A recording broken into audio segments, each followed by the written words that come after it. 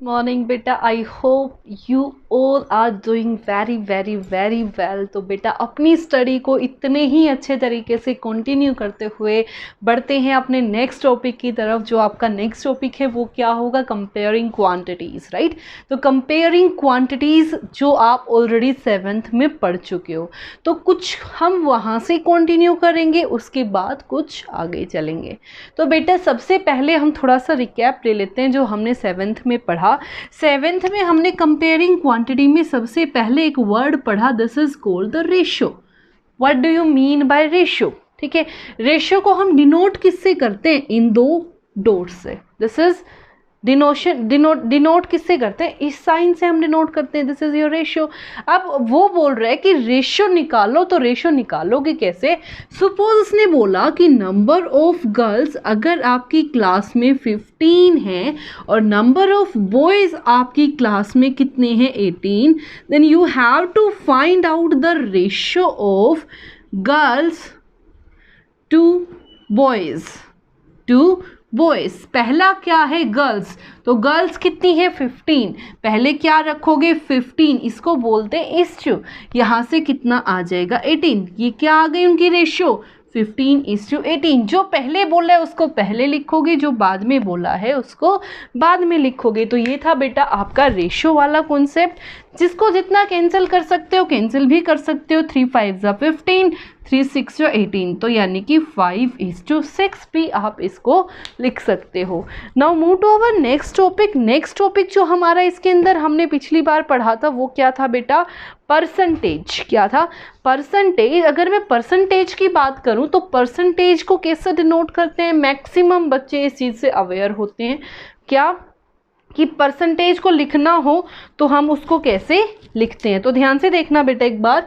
अगर मैं बात करूं परसेंटेज, तो परसेंटेज को किससे डिनोट करते हो? इस वाले साइन से, दिस इज योर परसेंटेज। तो परसेंटेज को लिखूंगी कैसे? फॉर एग्जाम्पल बॉयज 40% आपको गिवन है और गर्ल्स आपको कितनी गिवन है? 60%। ऐसे लिखते हो, ठीक है। और अगर मेरे को परसेंटेज में चेंज करना हो, आपके मार्क्स को चेंज करना हो, तो कैसे चेंज करोगे? तो आप क्या करते हो? टोटल मार्क्स, यानी कि marks obtain bye you. For example आपने अपने क्लास टेस्ट वाले मार्क्स को किस में चेंज करना है? परसेंटेज में, कि आपके कितने परसेंटेज आए। तो आप क्या कर सकते हो कि मार्क्स ऑब्टेन्ड बाय यू, जितने मार्क्स आपको मिले हैं, marks obtained by you or divided by total or into 100. Marks obtained by you or divided by total marks of that test or into 100. तो वो क्या हो जाएगी? Percentage of marks. क्या आ जाएगी? Percentage of marks. और सबसे पहले what do you mean by percentage? Percentage का मतलब होता क्या है? पर 100। परसेंटेज का मतलब क्या होता है? पर 100 यानी कि 1/100। जहाँ भी परसेंटेज दिख जाए, यानी कि 60% का मतलब क्या है? 60/100, ठीक है। 60/100 यानी कि टोटल 100 में से 60% आपके बॉयज से, तो 100 में से 60 आपके बॉयज हैं, 40 आपकी गर्ल्स हैं। तो उसके बाद हमने एक बेसिक सा कॉन्सेप्ट पढ़ा था, रेशियो से किस में चेंज करना? परसेंटेज में चेंज करना। एक बार वो भी देख लेते हैं दोबारा से। देखो बेटा, क्या रेशियो से किस में चेंज करना? परसेंटेज से। वो कैसे करते हो? देखो एक बार। तो देखो 2:3। अगर आपको दो तरीके से आप इसको निकालते हो। फर्स्टली जब आपको रेशियो में ही आंसर देना है कि ये बॉयज हैं ये गर्ल्स हैं, और आप बताओ कि what is the ratio of percentage of boys is to girls, तो आप ये वाला मेथड फॉलो करोगे। देखो कैसे? 2 बाई टोटल कितना आ गया? 5 × 100, तो कितना आ गया? 5 2 ज़ा, तो ये कितना आ गया? 40%। सेम वे से 3/5 × 100, ये आ गया 20, यहाँ से आ गया 60%। तो बेटा ध्यान रखना, यहाँ पे क्वेश्चन क्या पूछा उसने कि अगर ये बॉयज़ और गर्ल्स की रेशियो है तो बेटा परसेंटेज में बॉयज़ और गर्ल्स की रेशियो निकालो, ठीक है। Find the ratio in percentage, ठीक है। तो आपने ये वाला मेथड फॉलो करना है। अगर वो डायरेक्ट आपसे पूछ रहा है कि ये कितना परसेंट है, तो आप क्या करोगे, जो पहला नंबर है दिस इज योर न्यूमरेटर, जो दूसरा नंबर है दिस इज योर डिनोमिनेटर, और किससे मल्टीप्लाई कर दो, 100 से। तो कितना आ गया, 200/3 यानी कि 66.6%। यहाँ पे डिफरेंस आपको इजिली पता चल रहा है। यहाँ पे बोले कि ये कितना परसेंट है, तो डायरेक्ट। अगर ये पूछ रहे हैं कि बॉयज़ और गर्ल्स की जो परसेंटेज है वो भी रेशो में निकालो, तो ये 40% इज टू 60%, ये भी क्या है, आंसर भी क्या है, रेशो में। ठीक है। तो बेटा ध्यान रखना, ये वाला मेथड कब फॉलो करना है, ये वाला मेथड कब फॉलो करना है। उसके बाद आते हैं बेटा आपके नेक्स्ट टॉपिक पे। नेक्स्ट टॉपिक आपका क्या है, फाइंडिंग इंक्रीजिंग और डिक्रीजिंग। अब किसी चीज़ की वैल्यू बढ़ गई है तो कैसे निकालोगे, किसी चीज़ की वैल्यू क्या हो गई है, डिक्रीज हो गई है, तो कैसे निकालोगे। अब ये वाला कॉन्सेप्ट समझ लेते हैं एक बार अच्छे से। तो देखो बेटा इस वाले में क्या करेंगे, अगर आपको निकालना है कि कितनी इंक्रीज हुई कितनी डिक्रीज हुई, ध्यान से देखना बेटा एक बार।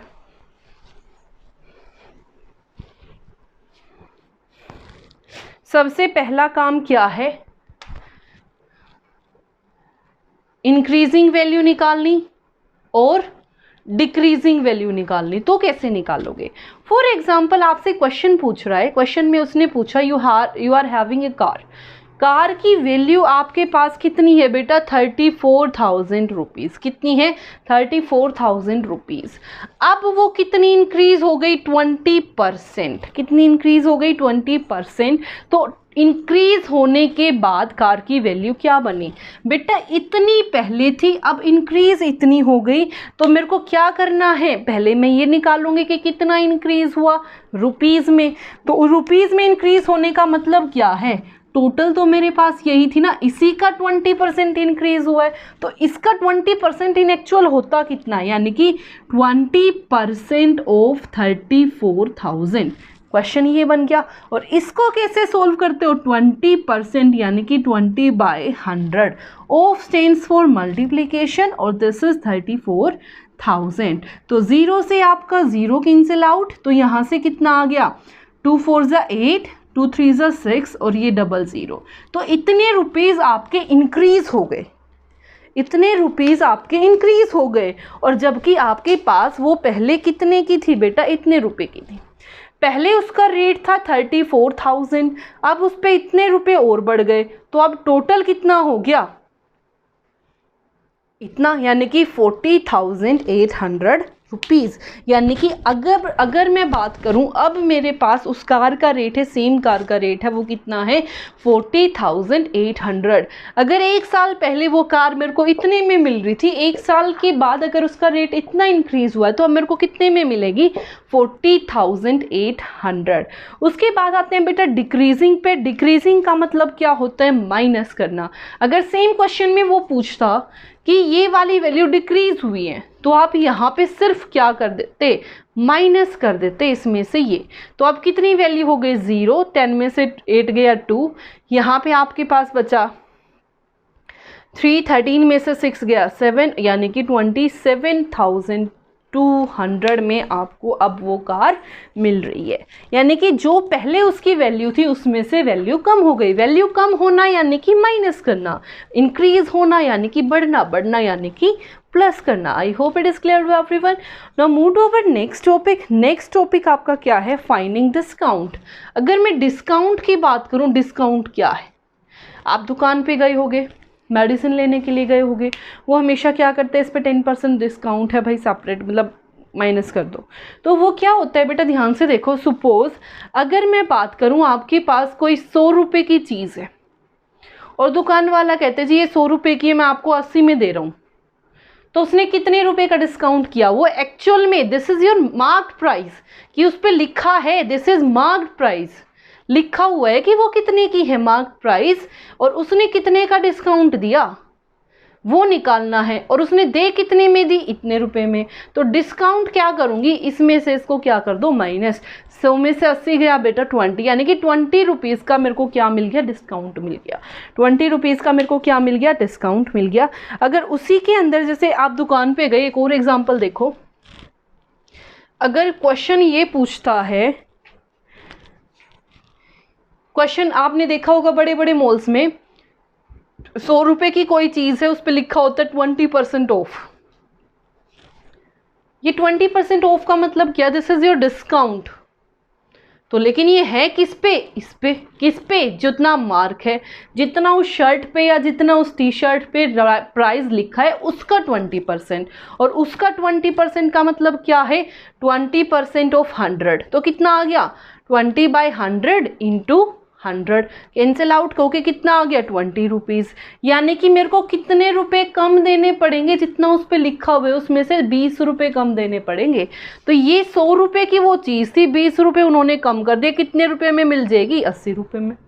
ठीक है, तो बेटा धोखा मत खाना। ये था आपका डिस्काउंट। उसके बाद एक 2-3 सिंपल चीज़ें होती हैं। VAT, ये होता है टैक्स, होता है एक टाइप का। उसके बाद होता है सेल्स टैक्स, आजकल आप GST वगैरह भी देते हो। तो ये जो होते हैं ना सारे के सारे टैक्स, तो बेटा ये कहीं पे भी आप चले जाओ, किसी मॉल में चले जाओ, किसी थिएटर में चले जाओ, कहीं खाना खाने चले जाओ, तो आपने देखा होगा जितने का आप खाना खाते हो उसके कुछ % आपको इंक्रीज करके देता है। इंक्रीज यानी कि प्लस करना। ठीक है, यानी कि बस एक चीज़ आपने ध्यान रखनी है, डिस्काउंट को हमेशा माइनस करते हो, जबकि जितने भी टैक्सेस हैं उनको हमेशा प्लस करते हो, क्योंकि वो आप पे करते हो। जहाँ पे भी आप बाहर खाना खाने जाते हो, कपड़े खरीदने जाते हो या कोई ग्रोसरी सामान लेने जाते हो, तो टैक्स आप पे करके आते हो, उसको दे के आते हो प्लस करके। ठीक है, तो याद रखना बेटा, जब भी ये चीज़ हो तो इसका मतलब क्या करना है? Plus. Now move to our next topic. Next topic आपके पास क्या है बेटा? प्राइस। अब ये बताओ प्राइस का मतलब क्या है? अगर प्राइस की बात करूं तो प्राइस मतलब कुछ चीज़ खरीदना, कुछ चीज़ बेचना। खरीदना यानी कि कॉस्ट प्राइस, बेचना यानी कि सेलिंग प्राइस। खरीदना यानी कि कॉस्ट प्राइस और बेचना यानी कि सेलिंग प्राइस। ठीक है, तो यानी कि अगर मैं प्राइस पे जाऊं तो प्राइस को 2 टाइप से डिवाइड किया हुआ है। एक तो कॉस्ट यानी कि खरीदना, एक सेलिंग। इसका मतलब है कोई चीज़ आपने खरीदी इतने रुपए की और ये क्या है? बेची इतने रुपए की। ठीक है, फॉर एग्जाम्पल अब यहाँ पे नेक्स्ट कॉन्सेप्ट आता है प्रॉफिट और लॉस। प्रॉफिट कब होगा? जो चीज़, सपोज आपने 10 रुपए की कोई चीज़ खरीदी और वो 12 रुपए में आपने अपने फ्रेंड को दे दी। आपने अपने फ्रेंड को बोला, देख मैं गई थी, वहाँ तक गई थी, तो 10 रुपए में मैं लेके आई हूँ, तो 12 रुपए में ले ले। ठीक है, तो ये देखो बेटा, जो ये CP है, कॉस्ट प्राइस की वैल्यू, अगर कम हो, क्या हो? कम हो किससे? सेलिंग प्राइस से, तो हमेशा क्या होता है? प्रॉफिट। और प्रॉफिट निकालते कैसे हो? बड़े में से छोटा माइनस करके, यानी कि SP में से CP माइनस करके। 12 में से 10 माइनस किया, 2 रुपीज़ का क्या हुआ आपको? प्रॉफिट। क्लियर? अगर वो इसी में बोलते you have to find profit %, तो मैंने क्या बताया? प्रॉफिट % या मार्क्स, बात बराबर है। जितने रुपए का आपको प्रॉफिट हुआ वो डिवाइड में टोटल यानी कि जितने की आपने खरीदी थी। प्रॉफिट या लॉस किस पे डिपेंड करते हैं? कॉस्ट प्राइस पे। किस पे डिपेंड करता है? कॉस्ट प्राइस पे, कि आपने वो चीज़ कितने रुपए की खरीदी थी। तो यहाँ पे क्या आ जाएगा? CP ऑफ दैट आर्टिकल और इंटू 100। अगर मैं लॉस की बात करूँ तो लॉस में देखो बेटा, अगर आपने 10 रुपए की कोई चीज़ ली, आपका भाई बोला मेरे पास तो 8 ही रुपए हैं, मेरे को दे दे पर ये चीज़, आपने इमोशनल हो गए वो चीज़ उसको दे दी, तो आपने 2 रुपये अपने पास से लगाए ना, 2 रुपये आपने क्या किया? अपने पास से लगाए, तो वो क्या हो गया आपको? लॉस। लॉस कब हुआ? जब CP की वैल्यू बड़ी थी किससे? SP से। और कितने रुपए का लॉस हुआ? बड़ी में से छोटी माइनस कर दो, 10 में से 8 गया 2 रुपीज़। और इसकी परसेंटेज अगर निकालनी हो तो सेम प्रोसीजर, जितने रुपए का आपको लॉस हुआ है उसके बाय में कॉस्ट प्राइस और इंटू 100। उसके बाय में कॉस्ट प्राइस मैंने क्यों लिखा? क्योंकि बेटा कॉस्ट प्राइस पर ही डिपेंड होता है कि प्रॉफिट हुआ है या लॉस। अगर आपका कॉस्ट प्राइस ज़्यादा है आपके सेलिंग प्राइस से तो लॉस, अगर आपका कॉस्ट प्राइस कम है सेलिंग प्राइस से तो आपका क्या हुआ? प्रॉफिट। तो ये था बेटा आपका बेसिक सा कुछ कॉन्सेप्ट। अब यहाँ पे बार बार ये पूछेगा कि कॉस्ट प्राइस निकालो, प्रॉफिट इतना हुआ है, तो इन्हीं फॉर्मूलों में वैल्यूज पुट कर करके आपने क्या करनी है? वैल्यूज निकालनी है। Next is your interest. Next topic is your interest. Interest का मतलब क्या है? जो एक्स्ट्रा मनी आप पे करते हो, क्या करते हो, एक्स्ट्रा मनी आप पे करते हो। अगर आपने किसी से कभी कुछ उधार लिया है तो उसको कुछ एक्स्ट्रा थिंग्स जो आप देते हो, this is called interest. Interest का मतलब क्या है, एक्स्ट्रा मनी, जो एक्स्ट्रा मनी देते हो। यानी कि अगर मैं बात करूं, आपने 100 रुपये लिए हैं, कहाँ से, 100 रुपये कहाँ से लिए हैं, किसी बैंक से, किस रेट से, 10% के रेट से, कितने टाइम के लिए, 1 ईयर के लिए। तो उसका सिंपल इंटरेस्ट निकालो तो क्या होगा, principal into rate into time by 100। तो कितना आ जाएगा, 100 इंटू 10 इंटू 1/100। 100 से 100 कैंसिल आउट, 10 रुपीज़। यानी कि सिंपल इंटरेस्ट की अगर बात करूं तो कितना आया, 10 रुपीज़। अगर मैं यहाँ पे ये बात बोलूं कि मेरे को अमाउंट बताओ कि 1 साल बाद कितना देना पड़ेगा, तो principal plus simple interest. Principal आपने कितना दिया था, 100, और ये आपका 10, तो कितने रुपए आपको वापस करने पड़ेंगे 1 साल बाद, 110 रुपये। Clear. Now move to next topic. ये जो इंटरेस्ट होता है 2 टाइप का होता है। एक तो आपने पढ़ लिया सिंपल इंटरेस्ट, दूसरा जो इंटरेस्ट होता है वो होता है कंपाउंड इंटरेस्ट। दूसरा इंटरेस्ट कौन सा होता है, कंपाउंड इंटरेस्ट। कंपाउंड इंटरेस्ट का मतलब क्या है, अगर मैं कंपाउंड इंटरेस्ट की बात करूं तो ये बड़ा ही डेंजरस होता है, हर एक इंसान के लिए काफ़ी डेंजरस होता है। सबसे डेंजरस हमारे जो भारत में, इंडिया में जो हमारे फार्मर्स हैं उनके लिए सबसे डेंजरस जो चीज़ है वो है कंपाउंड इंटरेस्ट, चक्रवर्धी ब्याज, जिसको हिंदी में बोलते हैं। जो फैमिली, जिसकी फैमिली फार्मर उससे बिलोंग करती है तो वो ऑलमोस्ट जानते होंगे कि चक्रवर्धी क्या होता है। इसका मतलब ये होता है बेटा कि इसमें तो आपको सिंपल वही इंटरेस्ट देना है, ये जो इंटरेस्ट है इसमें ऐड होके नहीं आएगा। यहाँ पे क्या है, इन केस अगर आपने पैसे वापस नहीं किए, इन केस अगर आपने पैसे वापस नहीं किए तो जो प्रिंसिपल है ना बेटा अगले साल, वो प्रिंसिपल आपके पास 110 बन जाएगा, जो आपने अमाउंट लिया था, जो आपने अमाउंट। यानी कि अगर मैं बात करूं तो कंपाउंड इंटरेस्ट का मतलब क्या है, आपके प्रिंसिपल यानी कि इंटरेस्ट पर भी इंटरेस्ट लगना। अगर किसी रीज़न से आप वो इंटरेस्ट नहीं दे पाए तो इंटरेस्ट पर भी इंटरेस्ट लग जाना, ठीक है, वो क्या होता है, कंपाउंड इंटरेस्ट। यानी कि वो चीज़ें और ज़्यादा कॉम्प्लिकेटेड होके बढ़ जाती हैं। और कंपाउंड इंटरेस्ट के फॉर्मूले की अगर मैं बात करूं तो वो क्या होता है, principal into 1 plus rate over 100 raise to the power time. अगर इसी का मेरे को कंपाउंड इंटरेस्ट निकालना है तो देखो क्या करोगे, प्रिंसिपल आपका 100, 1 plus rate is given to be 10, 10/100, और टाइम यानी कि 10 से आपका 0 cancel out 100, so LCM will be 10, 10 plus 1 11, raise to the power 1 कोई फ़र्क नहीं पड़ेगा, तो भी कितना आ गया 110 रुपीज़, ठीक है, 110 रुपीज़। इट मीन्स यहाँ से क्वेश्चन आ गया कि सिंपल इंटरेस्ट हो या कंपाउंड इंटरेस्ट हो, 1 साल के लिए दोनों क्या होते हैं, सेम। अब आती है 1 साल से ज़्यादा की बात, तो इसको अगर मैं 2 ईयर कर दूँ, यहाँ पे इसको 2 ईयर कर दूं तो ये कितना हो गया 20 रुपीज़, और अमाउंट कितना देना पड़ेगा मेरे को यहाँ से 100 प्लस 20 कितना 120। अगर इसको 2 ईयर कर दूं तो क्या फ़र्क पड़ेगा, देखो बेटा, इसको 2 ईयर कर दिया मतलब पावर 2, यानी कि इसको 2 बार लिखूं ऐसे, इस 0 से ये 0 कैंसिल आउट, देखो 11 इंटू 11 121। ध्यान से देखना, यहाँ पे 120, यहाँ 121। मैं यहाँ सिर्फ 100 रुपये लेके चल रही हूँ आपको समझाने के लिए, और यहीं पे क्या आ गया, 1 रुपये का फ़र्क। अगर आप लाखों रुपए में बात करोगे, हज़ारों रुपए में बात करोगे, तो डेफिनेटली जो ये रेट है ये क्या हो जाएगा, हाई हो जाएगा। तो बेटा कंपाउंड इंटरेस्ट थोड़ा सा कॉम्प्लिकेटेड हो जाता है, इसका मतलब होता है इंटरेस्ट पर भी इंटरेस्ट लगना, ठीक है। तो ध्यान रखना बेटा, ये 121 कैसे बना, ये 1 रुपये एक्स्ट्रा कहाँ से आया, जो आपका 20 रुपीज़ जो इंटरेस्ट था उस पर भी इंटरेस्ट लग गया है 1 रुपये का। तो ध्यान रखना, थोड़ा सा ध्यान से करोगे तो बहुत ईजी है, और मोस्ट इम्पोर्टेंट हर एक इंसान की लाइफ में ये वाली दोनों चीज़ें आती ही आती हैं।